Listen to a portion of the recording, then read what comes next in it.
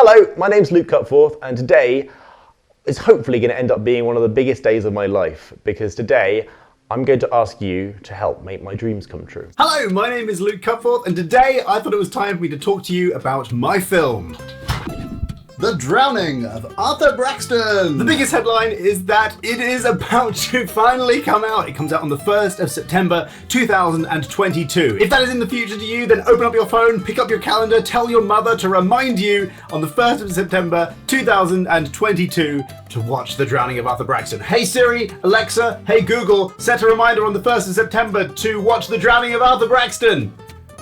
I gotcha. I hope I got lots of them. And if it's after the 1st of September 2022, my film is out! It's finally flipping out, so please go watch it. It is in all these places, and all the links are down in the description down below. I know you're gonna love it. I can't wait to hear what you think. Please check it out and then let me know. I really wanna know what you think. But in this video, I really wanted to tell you my story of the journey that we went on making this film. It took a lot longer than expected, and there's a lot of reasons for that. So a few years ago, I quit university with my friend Josh to make a film called The Drowning of Arthur Braxton, based on a book, and I asked the internet to help me to do that, and the internet did that, so thank you very much for that. Investors. Wow. Good.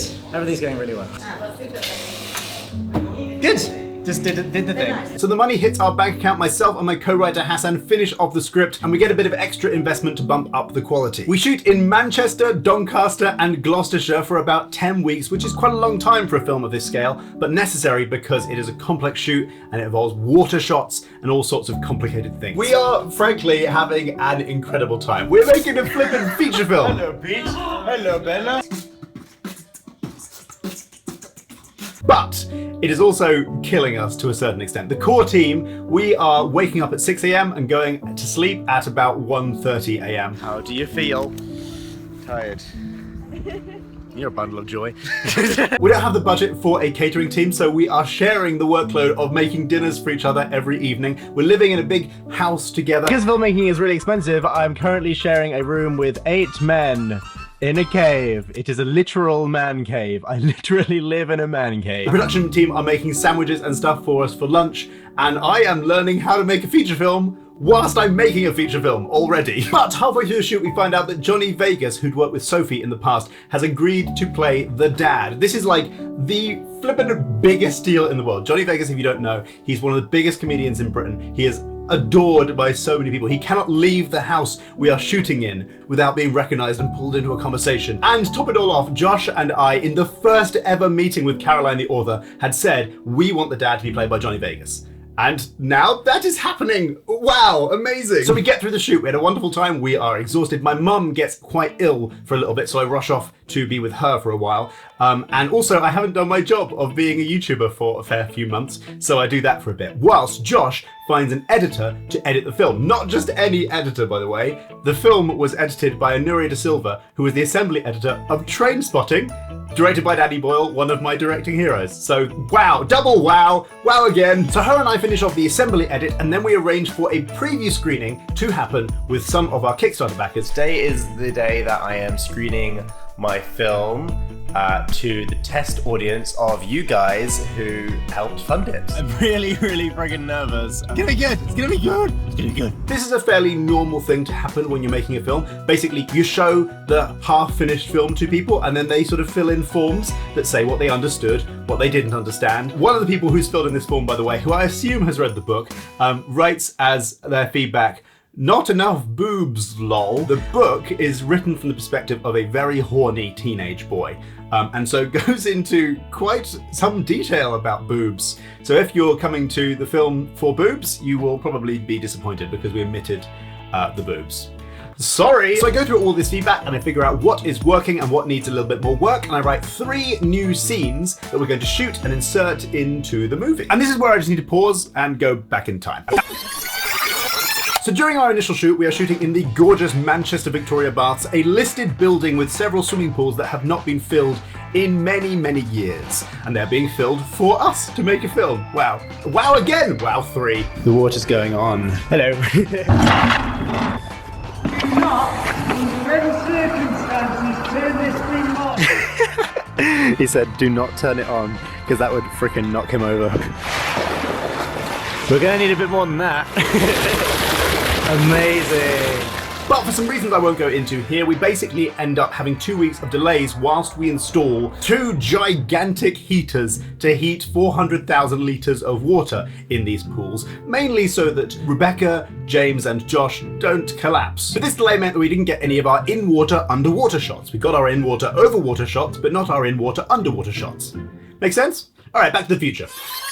Wait, didn't you say there was a test screening? How did you do a test screening if you didn't have some of the scenes of the film? Well, during the test screening, whenever there was a scene we hadn't shot yet, this big booming lady went out saying something like, I'm telling a story for part of the film which has not been shot yet.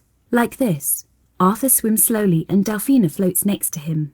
Tommy's head explodes. So yeah, that was a thing. Anyway, back to the future again. So, we're preparing to shoot these 3 new scenes, and we also need to shoot all of our underwater scenes that we didn't get.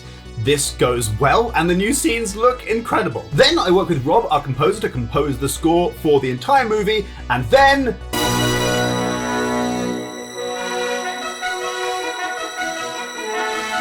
there is something that I did not mention about filmmaking. Something you probably know. Filmmaking is very, very expensive, and the budgets that we're working with on this film wouldn't even be close to qualifying for what is generally a low-budget movie. 15 of the best low-budget movies of all time. Moonlight, $4 million. Little Miss Sunshine, $8 million. In 2006, so $11 million now. So we had to make our money stretch as far as humanly possible.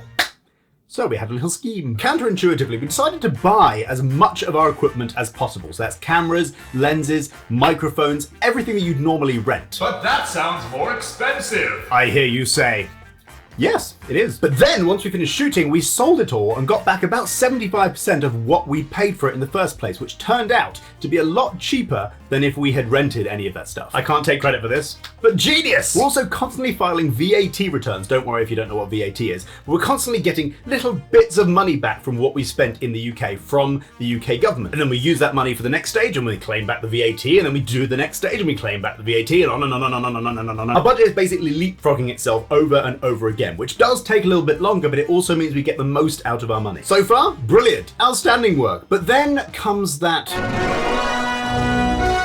The UK, like many other countries, have tax incentives for films to be made in those countries. This allows us to claim back 25% of 80% of the budget of our film as cash. Other films with a lot more money or that are able to take out bank loans will just claim this back like later on down the line when they're finished, and they'll either pocket it, or they'll give it to their investors, or they'll use it to make another film, or they'll like throw a party, or whatever they want to do with that money. It's their money. We decided to work this into our budget and use that money to stretch the budget of the film even further, which meant every £1 given by our Kickstarters was actually £1.20, which is pretty awesome. Everything was ready. The receipts were in the Google Drive, the bank statements were downloaded, the invoices were with the accountants, and then...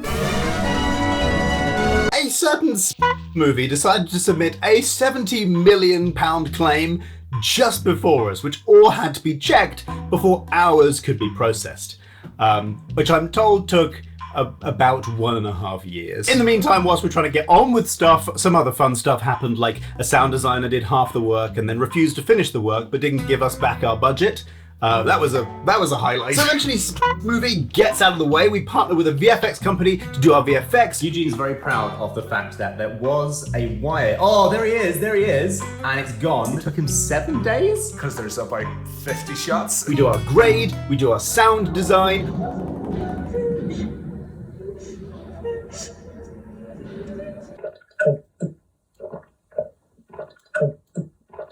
We do some additional music, my favourite of which, by the way, is Carrie Hope Fletcher singing this kind of creepy mermaid siren song written by my other friend Josh. Free are the waters I swim. Sink the love, follow me. Patty also came on and did some additional music.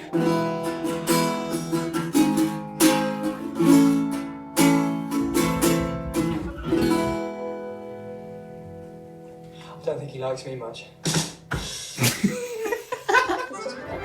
so much fun stuff. That is all then mixed into the film. Whilst this is all happening, I'm also able to do a few extra visual effects shots that I wanted to do. Josh then finds us a distribution agent who work with us on releasing the movie. They bring in an artwork and poster designer. We have shoots for the posters, we have the artwork designed, and the agents enter it into film festivals. The film is ready. This was maybe mid last year. The film is ready.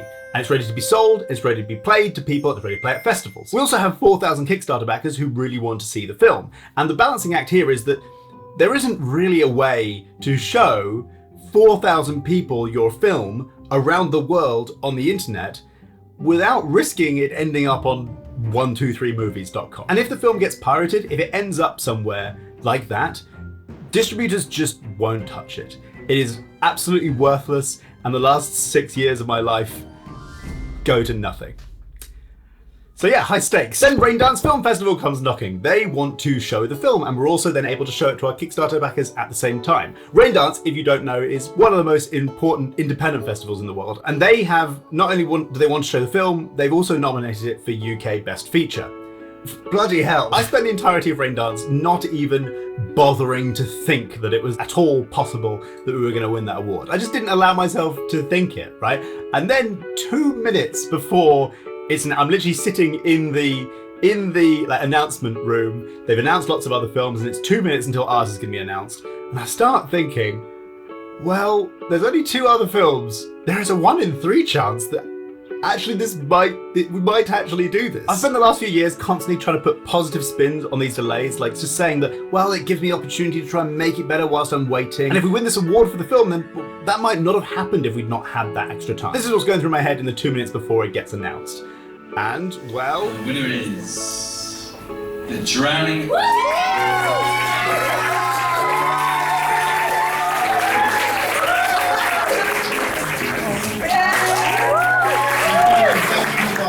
Over 4,000 Kickstarter backers, without which this wouldn't have happened. Thank you so much. I love the absolutely just insane shock you can see on my face. Like you know this, I was not expecting this to happen. I don't even know if we were meant to give a speech, but here I am giving a speech. Look at me go. I've watched too much of the Oscars, obviously. And it happens! The Drowning of Arthur Braxton. Off the back of that, the distribution people come knocking. We get the film legally prepared to be distributed around the world. It passes an intense quality control process that all the films have to go through. We negotiate these deals in multiple different countries, and now we are here now. The 1st of September 2022. The Drowning of Arthur Braxton will be released! So why did it take so long? I mean, quite frankly, it was just really friggin' hard. We were trying to make something that was way out of our league. I recently listened to a producer talk about how to make your first feature film. And his advice was make it for £200,000, set it in one room with 6 actors. Well, this wasn't one room, and it certainly was not 6 actors. It was incredibly ambitious for the resources we had. Was it naive? Yeah, probably it was a little bit naive, but we pulled it off in the end. The other thing is that I promised from the very beginning that I would not be taking any of the Kickstarter money for myself. And so necessarily this had to be made in my spare time, especially as it started taking longer and longer. And things went wrong. Things always will go wrong, especially when it's your first time doing something. Were there things that we all could have done better? Obviously, nobody should ever claim that that's not the case. But the thing that I've always held on to this entire time is that there is definitely nobody in the world who wants this film done and out more than me. And I finally get to say that that day has come. It's here. It's happened. What a flippin' journey. So please, 1st of September, stick it in your calendars. Check out The Drowning of Arthur Braxton in all these various places. Let me know what you think. I really hope you love it. And thank you so much to everyone who helped directly on the Kickstarter or helped indirectly by just supporting me on my YouTube channel. Like, this was literally my dream of my entire life. So thank you very much. Now I can die happy. Wonderful. I'll do some more stuff, but I can die happy. Thank you.